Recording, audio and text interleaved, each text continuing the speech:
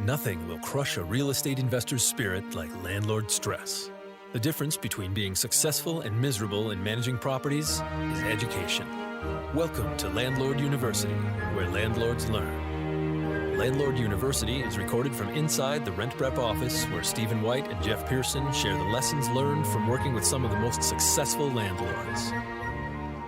Welcome to Landlord University Night School. I'm Jeff Pearson, and this is my co-host, Stephen White. Hello, Stephen. How are you doing tonight? Pretty good, Jeff. Happy to be back talking about verifying self-employed applicants, which is extremely difficult to do and something that we run into pretty often here at RentPrep. I can imagine.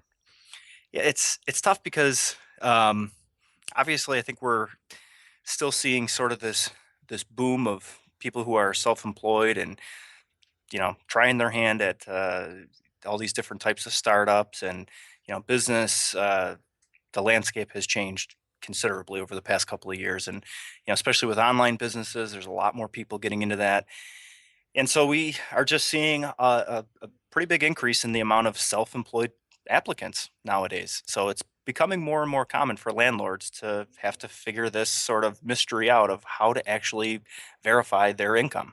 Right. And, you would think, well, it's pretty simple. You look at their tax returns from the year before, but the problem can be, when you're self-employed, you're trying to show as little income as possible to the government. So you write Right. off as much as you can. You show your income being as low as you can possibly make it. But when you're trying to get a loan Mhm. or rent a house, that works against you. Yeah. Anybody who's self-employed immediately understands that too and says, "Well, I would ask for taxes, but I know that I'm not really getting the true story on that." So you're absolutely right. And I think right now, what is it in the U.S.? You're allowed to report a loss for up to 5 years before the government says, "Well, you shouldn't even be in business if you're," you know. Right. So yeah, I mean, there's going to be a long period there of probably reporting a loss, and you're not going to get accurate data. You're not going to get good numbers out of it. So taxes really don't work. A letter of employment, obvious, that doesn't work. Phone call, in, even if they have an HR department, if they're that big, of a company or a small business or whatever, um, that doesn't work. Right. And, we've done it all. We've seen it all as far as verifying this. Sometimes we find out during the verification process that they're the owner. Sometimes it's not listed that they're self-employed, but yet when we make that phone call and we speak to the HR department and we say, "What's their position there?" And they say, "Well, they're the owner," then you say, "Ah, okay." Um, so, ultimately it comes down to you can't, you just can't trust the information that's being given to you if the source of that information is the person who's applying. There's a conflict of interest there, obviously. Hmm. So really, the only way that we recommend to verify self-employed income is bank statements, 3 months worth of bank statements. I mean, and it's there's a comfort level there that goes along with that, or a discomfort level for a lot of landlords that don't want to ask people for 3 months worth of bank statements. And I'm sure there's a discomfort level for the applicant who has to provide 3 months worth of bank statements. But realistically, that is the only way to figure out and to get a true number and say, what is their regular income?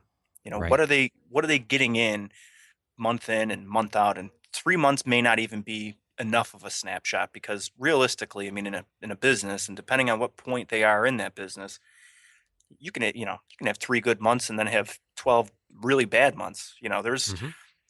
That stability is not there. They're not a W-2 employee. They're not getting tax returns every year. Most likely, they're not on that salary. That's not guaranteed. They don't get disability, most likely, or long-term disability if they get hurt or injured. They don't have that sort of protection that you would if you were an employee. So there's a certain level of stability that's missing when you have somebody who's self-employed. On the other hand, on the flip side of it, if you have somebody who's self-employed and who's doing well, then they're going to be pretty well qualified, and they probably have the ability to reach in and get extra cash if they need it. Um, so it can definitely go both ways, but really the only way to verify that level of income is to look through the statements, see a pattern of money coming out, and coming out of the business and into their own personal account, and what they're able to actually use for their personal life, their lifestyle. Right.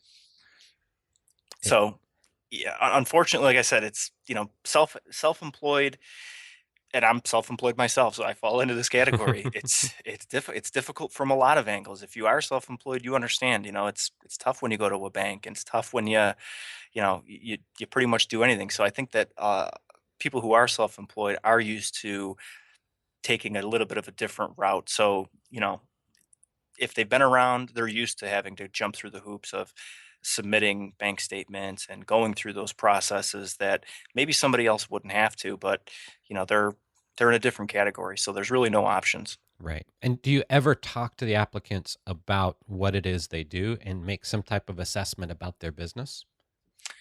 Uh, yeah, I mean, yes and no. It's tough, especially with again, like I mentioned, nowadays with e-commerce being so big and so many people being in business online.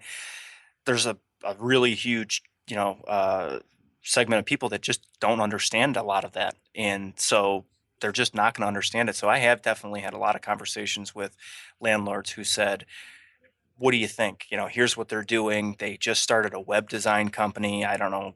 Could they make a lot of money doing that? And I said, well, I don't know if they're good. Yeah. I mean, probably.